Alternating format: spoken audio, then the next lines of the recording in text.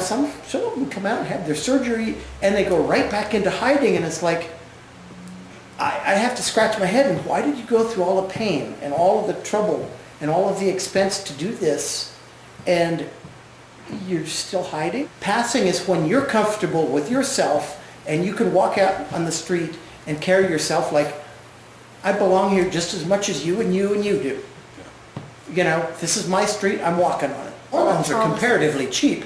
It's the peripheral stuff that's way more expensive. And that's part of passing is having a sense of style. But if you have a sense of style, it comes with a price tag. And if you want to be out and active in the community, well, there's a price tag to that too, because you've got to get to places and you've got to eat your lunch and you've got to, and everything you do has a price tag. A lot of trans people, and I don't know if this is kind of a different subject, but a lot of trans people think, I'm going to have the surgery and I'm going to live as a woman and everything's going to be peaches and rosy from then on, peaches and cream and rosy, and I'm going to not have any more trouble in life. And well, I've got news for you. Transition is not a magic bullet for a blessed life. I mean, I'm blessed in ways, but it's still, I'm still poor. I'm still disabled. I still have certain issues that I have to deal with. I've got some other things hanging over me, some wreckage from that past life that isn't going away. And now that I'm disabled, how do I service those? So those are forever nagging me. It's been about 10 years since I'd seen my boys face to face. And then just after the divorce, which happened was finalized in July of '97, and then Christmas of '97, my ex took my boys away to Ohio, basically in contempt of court, and there was nothing I could do to stop them at that point. I didn't have enough money to get a restraining order filed at Christmas time. And so just here, it's about 3 weeks ago that I reunited with my sons. My two sons, they're 22 and 24. That's James and David. And so there we are, that's James and that's David and that's me and that's Ken, my boyfriend. The initial meeting was a little hard for my older son. He was getting kind of teary-eyed and he goes, Dad, you're freaking me out. But then he kind of got it together and just said, well, let's go in and have dinner and we'll talk. And, we started hitting it off. And so that's, he seems to be pretty accepting, and that's what he says. My other son didn't want to come out and meet me the first 3 days we were in town. So that was really hard on me. I just thought, okay, he doesn't even want to come out and say hi. And I was starting to get really heartbroken over that.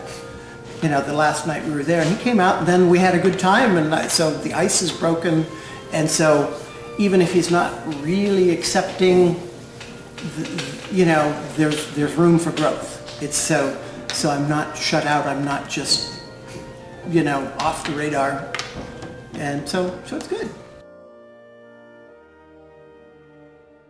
I think things are moving forward. I think they're moving forward actually faster than a lot of us realize. 10 years ago,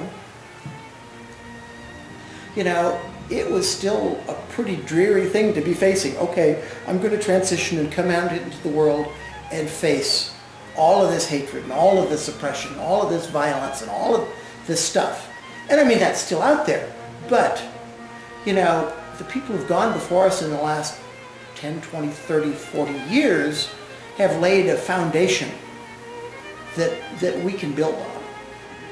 There are people who are aware. I'd like to have a nice little house with a picket fence and a cat and a porch where I can have a bowl of soup. I can be kind of the neighborhood lady that you come and sit on the porch and chit-chat with and have a bowl of soup and have my little vegetable garden. And I see myself as just sort of a freelance activist and advocate in the community. And I think that's good. People need that, especially trans people first coming out need someone they can talk to.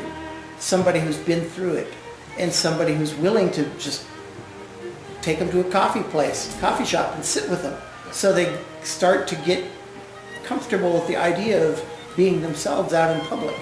Throw on a dress and I'll take you to coffee, or we can go get a beer and we can, You see what it's like. You test the waters.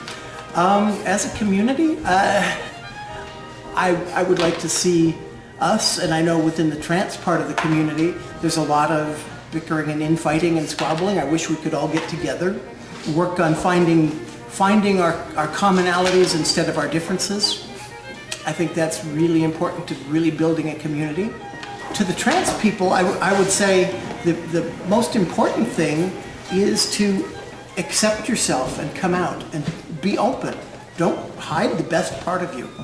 You know, you need to be you openly and free, because otherwise it's so hard on you to stay hidden and stay troubled and stay confused. To the people who aren't transgender, there's a term cisgender, which is just anyone who's not transgender.